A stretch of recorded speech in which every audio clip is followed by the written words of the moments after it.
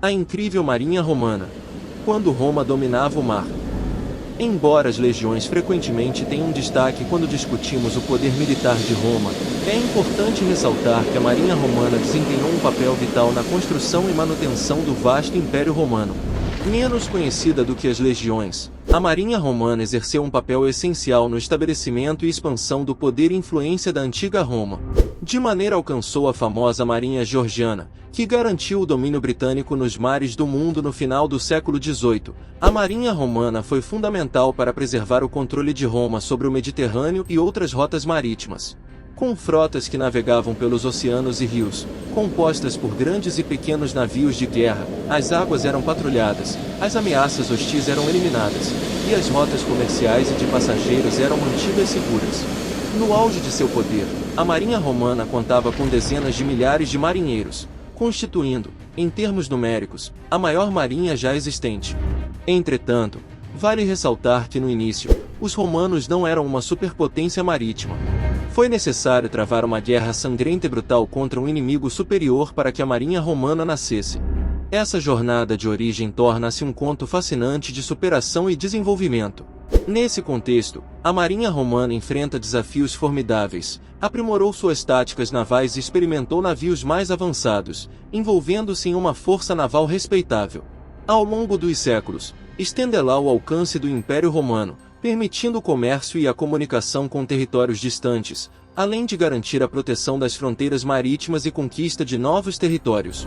Em suma, a história da Marinha Romana é um capítulo essencial e emocionante no legado do Império Romano, evidenciando como a combinação do poder militar terrestre e naval contribuiu para moldar a história da antiguidade e influenciou o curso da civilização ocidental. O alvorecer da Marinha Romana.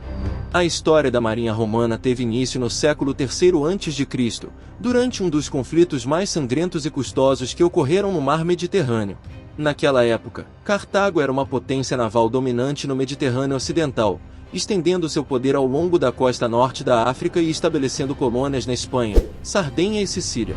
Entretanto, esse domínio foi ameaçado por uma potência ascendente na Itália, a República Romana, culminando no que ficou conhecido como a Primeira Guerra Púnica. No início da guerra, Roma possuía uma força naval significativamente inferior e carecia de experiência em combates marítimos. No entanto, a sorte estava prestes a mudar. Segundo o historiador Políbio, que nos legou um relato detalhado dos acontecimentos, um infortúnio para os cartagineses se transformou em uma oportunidade para a República Romana. Em 260 a.C., após capturarem o navio inimigo que havia naufragado, os romanos usaram-no como modelo para embarcar em um planejado programa de construção naval. Surpreendentemente, em apenas 60 dias, Roma conseguiu erguer sua primeira frota significativa, composta por 100 grandes quinqueremes e 20 triremes menores. Apesar desse notável feito, a superioridade numérica e marítima de Cartago, com mais de 300 navios, ainda representava um desafio significativo. Na Batalha das Ilhas Lipari, a marinha romana provocou seu batismo de fogo e sofreu sua primeira derrota. No entanto, esse revés não desanimou os romanos, e eles continuaram aprimorando suas habilidades navais ao longo do conflito. A Primeira Guerra Púnica foi uma guerra longa e brutal, caracterizada por batalhas navais e terrestres intensas. Eventualmente, os romanos conseguiram conquistar vitórias importantes navais e, ao longo do conflito, aprenderam com as táticas e estratégias navais dos cartagineses, aprimorando suas próprias habilidades marítimas. A história da Marinha Romana é marcada por um notável desenvolvimento desde seus humildes começos até se tornar uma força naval formidável que acabou confiante para a expansão do Império Romano em várias direções. Suas conquistas marítimas foram fundamentais para o crescimento da influência romana no Mediterrâneo, e, eventualmente, para a afirmação de Roma como uma das maiores potências da antiguidade. Virando a maré. Os romanos possuíam recursos consideráveis para reconstruir sua frota, mas enfrentaram uma escassez de marinheiros e capitães vivenciados. Ao contrário do que muitos acreditavam, as tripulações das galeras não eram compostas por escravos, mas sim por homens livres, caros e altamente tolerantes. No entanto, Roma teve que acompanhar os recrutas do exército, ensinando-lhes remo rudimentar e manobras em navios simulados em terra. Infelizmente, essa tripulação improvisada não tinha chance contra os colegas experientes cartagineses. Os navios de guerra romanos continuaram sendo alvos fáceis para o inimigo, que manobrava seus navios habilmente para quebrar os remos do navio adversário, tornando-o vulnerável e indefeso.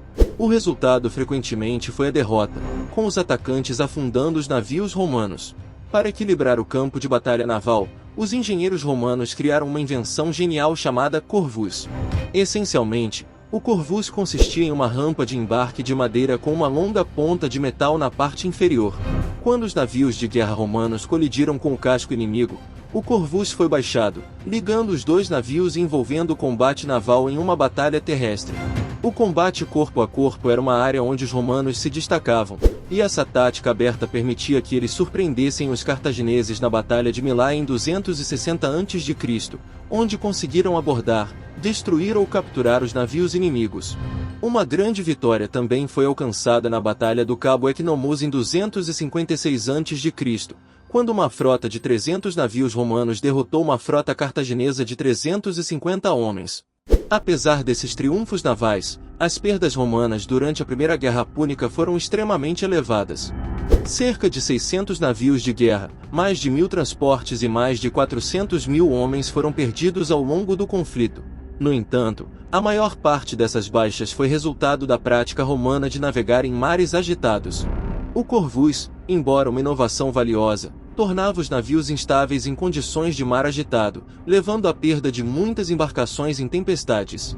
Após a Batalha do Cabo Equinomus, o corvus não foi mais utilizado, sendo substituído por uma prancha de embarque menor e mais simples.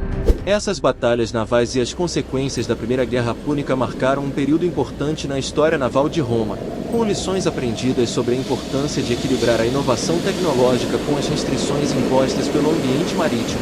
A Marinha Romana continuou a evoluir ao longo dos séculos, moldando o curso da história e a ascensão de Roma como uma potência marítima do Mediterrâneo.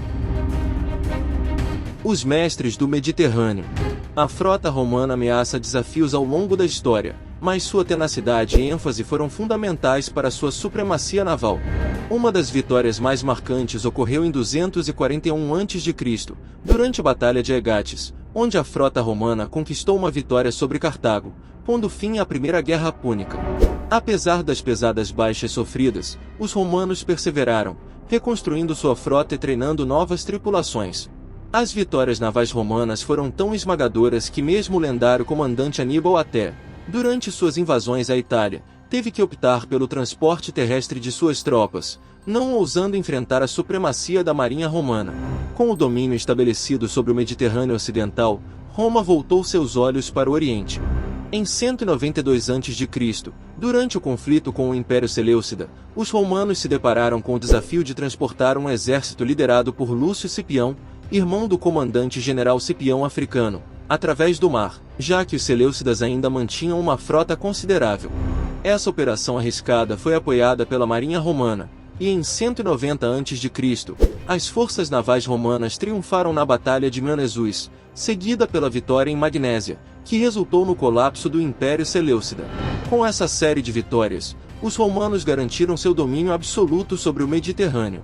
Apenas dois atores ainda possuíam recursos navais inspirados: Rhodes, um aliado leal a Roma, e o decadente Egito Ptolomaico. As éguas estavam sob o controle da poderosa frota romana, consolidando seu papel como a força naval dominante da época. O flagelo da pirataria. Apesar de suas vitórias navais nas décadas anteriores e do importante papel desempenhado na solidificação e expansão da República Romana, a Marinha Romana costumava ficar em segundo plano quando revelou as poderosas forças terrestres do Império. Esse cenário culminou em um dos mais abrangentes processos de desarmamento naval da história. Infelizmente, essa redução da força naval teve consequências graves para a segurança das rotas comerciais resistentes e das cidades portuárias, abrindo espaço para uma nova ameaça emergente. Por volta de 102 a.C., mais de 1.000 navios piratas aterrorizavam as rotas marítimas do Mediterrâneo, saqueando mais de 400 cidades costeiras e submetendo suas populações ao terrível destino de serem vendidas como escravos nos mercados romanos. Até mesmo a capital, Roma, não escapou dessa ameaça, pois os piratas ameaçavam o abastecimento vital de grãos. Em 67 a.C., chegaram a invadir o porto de Ostia. Diante desse cenário alarmante, o Senado tomou uma decisão crucial e invejosa a Pompeu, o Grande, para combater esses bandidos implacáveis. Sob o comando de Pompeu, a República mobilizou vastos recursos para montar uma poderosa frota que se desenvolveu a atacar sistematicamente as fortalezas costeiras dos piratas. Em um esforço incansável, o famoso comandante eliminou a ameaça dos piratas em apenas um ano, libertando o mar Mediterrâneo do flagelo que o assolava. Embora tenha sido uma campanha implacável, milhares de piratas perderam suas vidas durante uma blitzkrieg naval, enquanto outros milhares foram crucificados ou conseguiram-se escravos. No entanto, o segredo por trás do sucesso de Pompeu em pacificar o mar interior não estava apenas na violência empregada. Na verdade, uma abordagem surpreendentemente conciliatória foi aceita. Muitos piratas foram perdoados, reassentados em áreas do interior e receberam terras para o cultivo. Essa ação, por sua vez, impulsionou a economia romana. Além disso, alguns poucos piratas foram autorizados a operar, mas agora a serviço da República, o que garantiu um fluxo constante de mão de obra escrava para Roma. Em suma, a campanha de Pompeu contra os piratas foi um sucesso retumbante, devolvendo a paz e a supervisão às rotas marítimas do Mediterrâneo. Seu uso equilibrado de força militar e políticas de conciliação demonstrou sabedoria estratégica, garantindo assim a segurança do império e o abastecimento constante da capital com escravos para atender às demandas da República Romana. A Marinha Imperial Romana. Após décadas de erradicação da pirataria no Mediterrâneo, a República Romana viu-se envolvida em inúmeras guerras civis, levando à morte de Pompeu, o Grande. Agora, em vez de combater ameaças externas, a Marinha Romana se encontra em conflitos contra seus próprios compatriotas. Em 36 a.C., Agripa, o almirante comandante da Força Naval de Otaviano, derrotou a última frota pirata, comandada por Sexto Pompeu, filho de Pompeu, o Grande. Em 31 a.C., ocorreu a célebre Batalha de Actium entre as forças navais de Otaviano e Marco Antônio. Novamente, Agripa mostrou sua habilidade estratégica, utilizando navios de guerra menores para manobrar e imobilizar os grandes quinqueremes de Antônio. Essa vitória foi crucial, pois levou à queda do Egito Ptolomaico e ao estabelecimento do Império Romano. A partir de então, o mar Mediterrâneo se tornou praticamente um lago romano, com a marinha romana exercendo seu domínio sobre as águas.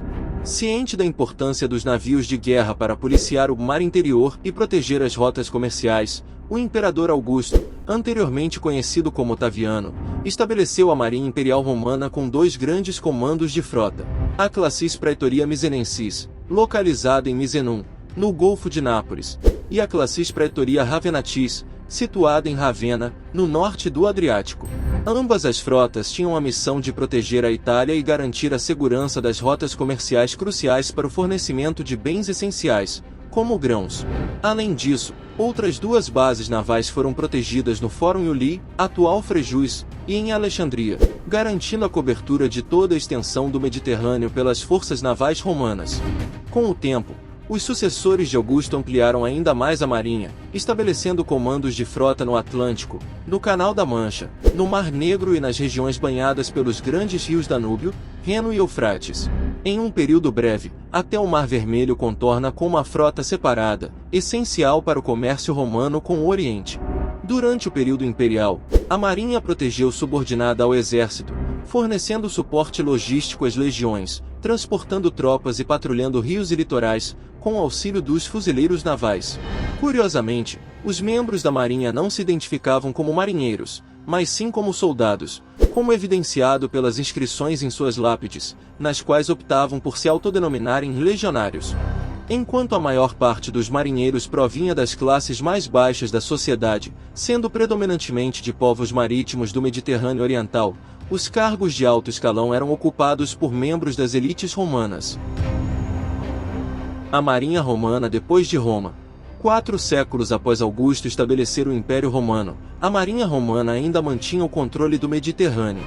Durante esse período, a única ameaça significativa foram os ataques góticos às cidades costeiras da Ásia Menor no século III d.C. No entanto, é importante notar que a Marinha Romana não enfrenta a competição naval real. A grande batalha naval que ocorreu foi entre as forças romanas, representadas pelas frotas dos imperadores Constantino e Licínio em 324 d.C. Contudo, ao longo de um século, a situação mudou drasticamente. No final do século V, o norte da África foi perdido para os vândalos, e o ocidente do Império Romano não mais existia, sendo substituído por reinos bárbaros sucessores. O que restou, também conhecido como Império Bizantino, recuou para o Oriente, com Constantinopla como sua base. A Marinha Bizantina, agora estabelecida em Constantinopla, desempenhou um papel crucial na defesa do Estado, em contraste com a sua iteração anterior. As galeras de guerra Dromon e a famosa arma secreta, o fogo grego, tornaram-se fundamentais não apenas para a proteção das possessões do Império ao redor do Mediterrâneo, mas também para repelir ataques marítimos contra Constantinopla. O destino da Marinha refletiu o destino do próprio Império. Com a ascensão das repúblicas marítimas de Veneza e Gênova, e o enfraquecimento do poder do Império a partir do século XI, a Marinha Imperial começou a declinar. A situação piorou quando, em 1204, a Quarta Cruzada capturou e saqueou Constantinopla, destruindo os últimos vestígios do poder naval do Império Romano. No século XIV, a poderosa Marinha Romana, que uma vez governou o Mediterrâneo, estava reduzida a uma sombra de seu antigo esplendor. Finalmente, em 1453, Constantinopla caiu nas mãos dos turcos otomanos, selando o destino tanto do Império Romano quanto de sua marinha, e encerrando um capítulo importante da história naval mediterrânea. E aí, o que você achou do vídeo de hoje? Você já conhecia algum desses fatos sobre a Marinha Romana? O que mais te impressionou? Comente com a gente sua opinião sobre este assunto, pois adoraríamos ler e responder seus comentários abaixo. E se você gostou deste vídeo e ainda não se inscreveu em nosso canal, se inscreva e clica no sininho para não perder nenhum vídeo intrigante que postamos todas as semanas. E se você quer aproveitar e aprender um pouquinho mais, não deixe de clicar em um destes vídeos que estamos sugerindo para você. Lembre-se de que conhecer o passado é compreender o presente e preparar-se para o futuro. Até o próximo vídeo.